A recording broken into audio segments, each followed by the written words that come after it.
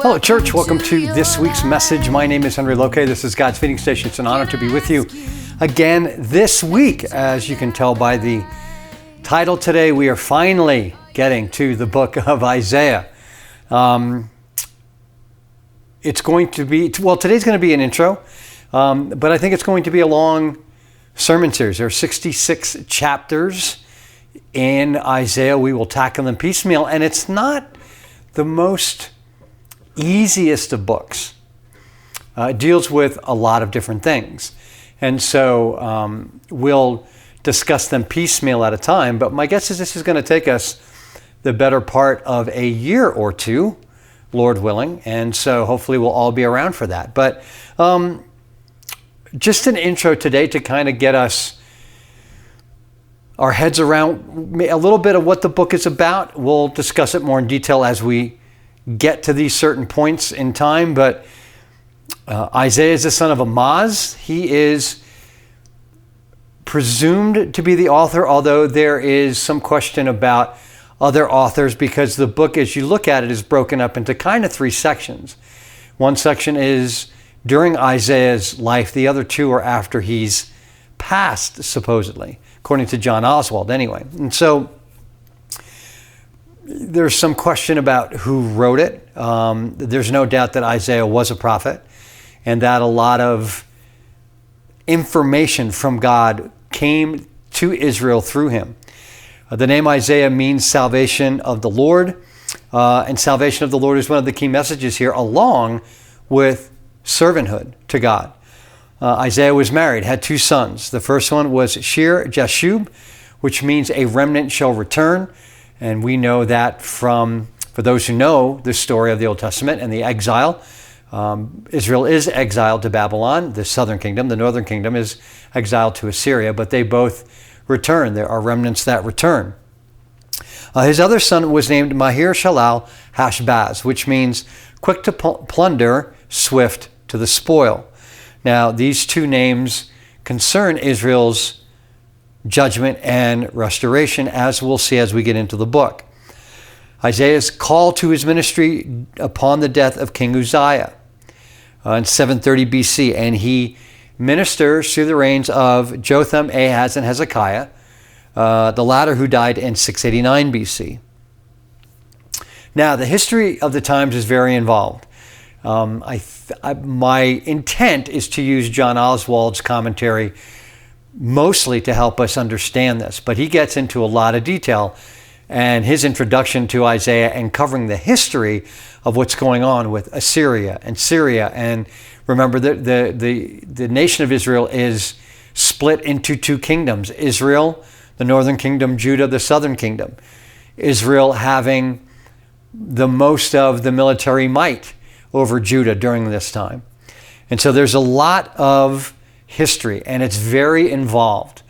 And we'll discuss it as we get to these certain points and as necessity dictates. But it mostly involves Assyria and Babylon, to my recollection, as the dominant nations, the outside. Nebuchadnezzar and Babylon, Pilhath-Telazer, and Assyria, I believe, is the king. So I didn't look that up. I think I remember that from my memory. But anyway, we'll get to that history as we cross that bridge. We've talked about this at length, I think, last year. I don't know that we've mentioned it so far this year, but God intended Israel to be an example.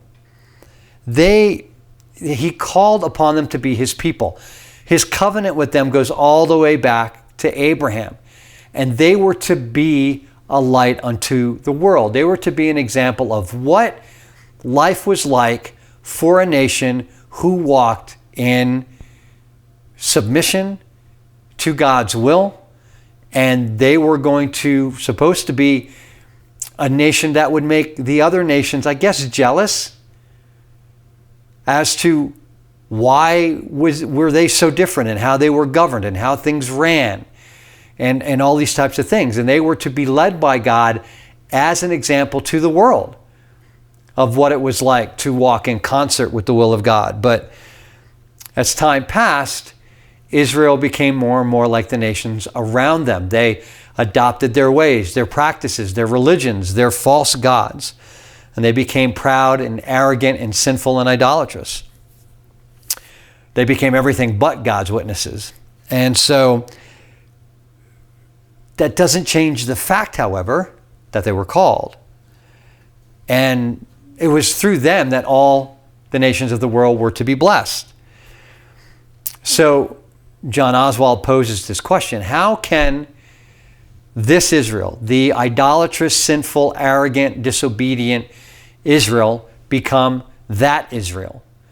That Israel through whom all the nations are to be blessed, and through whom the light of God would shine to the nations. How is that going to happen? And the book is going to answer. The book of Isaiah is going to answer that question, but we already know in part what that answer is. The answer is God, right?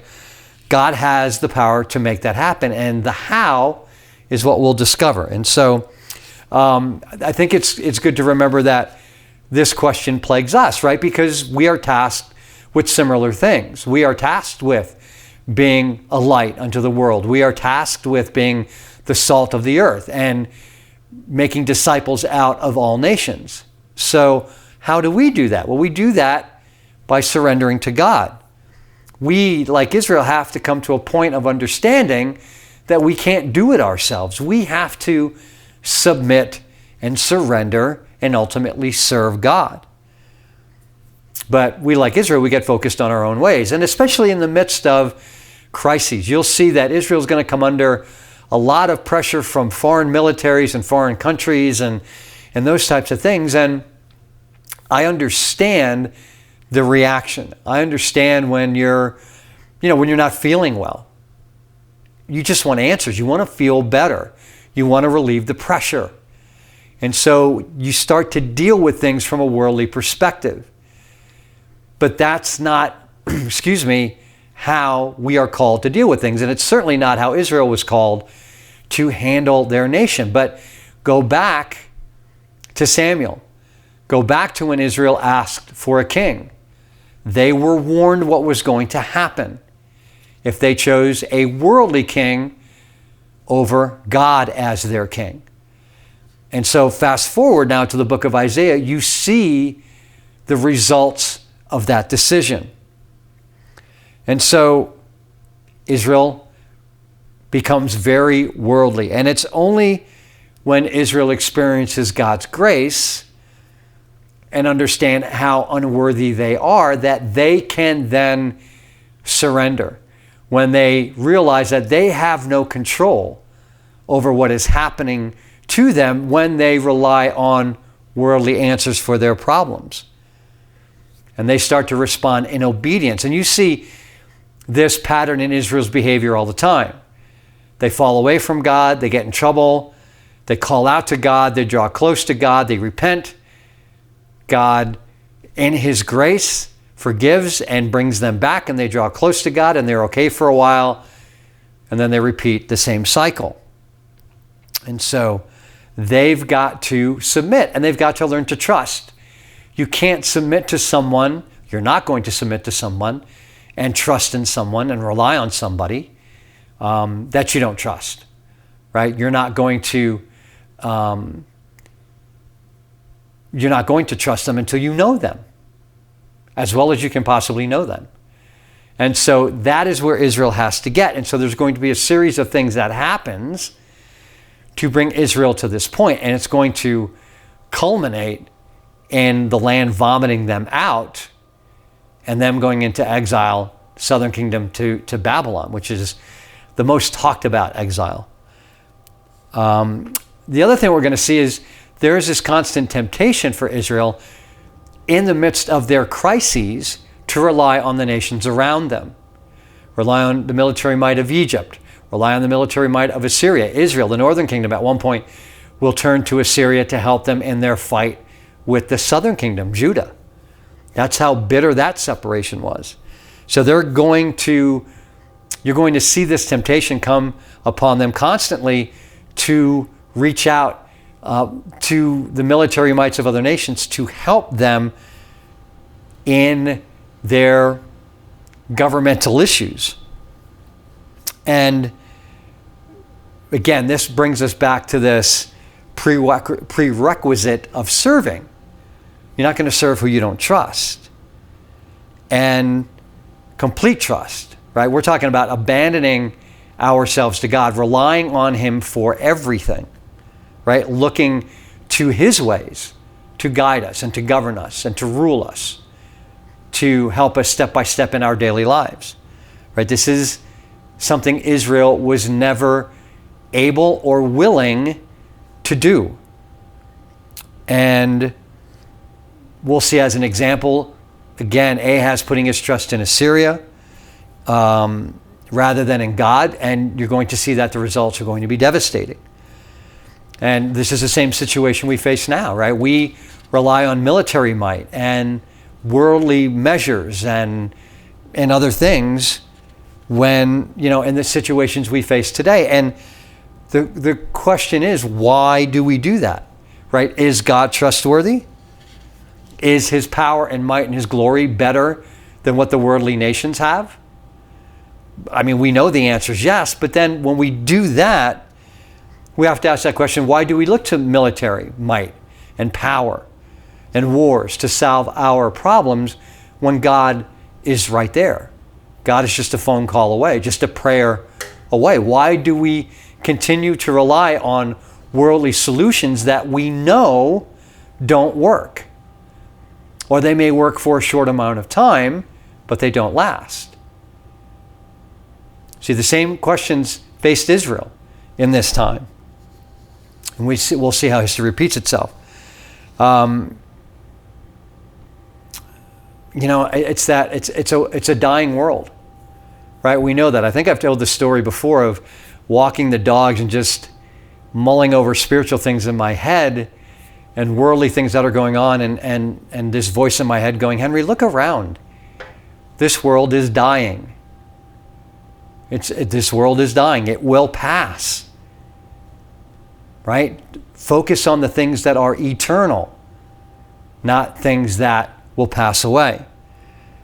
And that is always a question for us. Why do we trust in a dying world when we have a God and the things of God are eternal and immortal?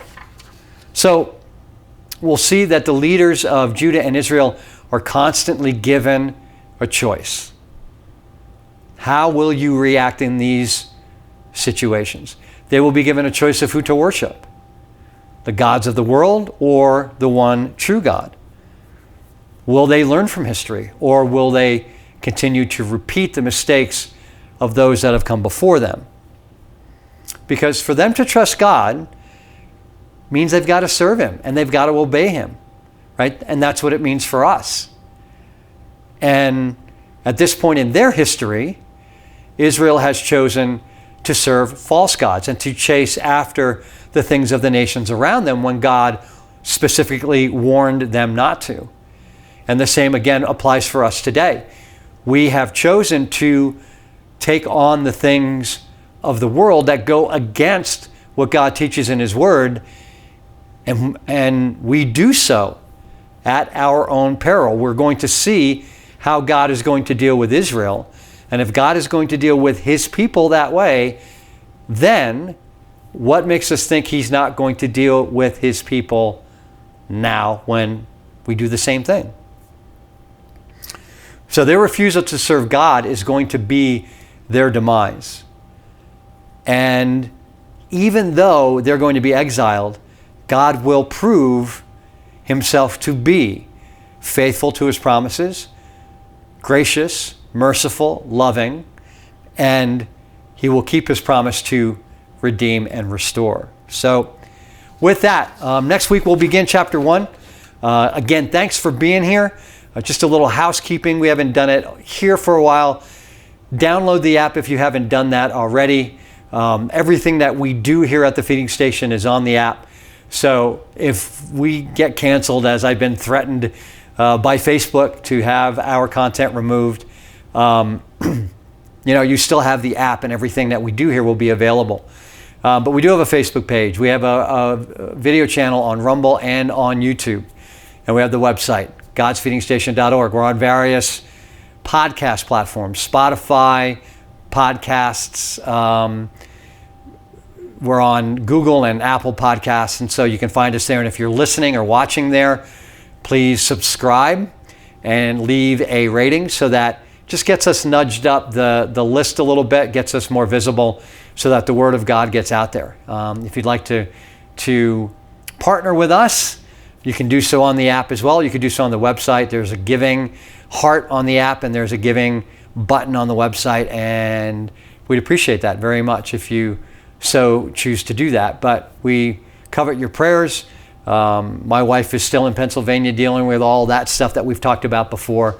So your prayers for us, for health, for just wisdom, God's wisdom in the things that we're dealing with, so that we follow His will in all these things. That would be greatly, greatly appreciated. So with that, hope you have a great week, and Lord willing, we'll begin Isaiah chapter 1 next week.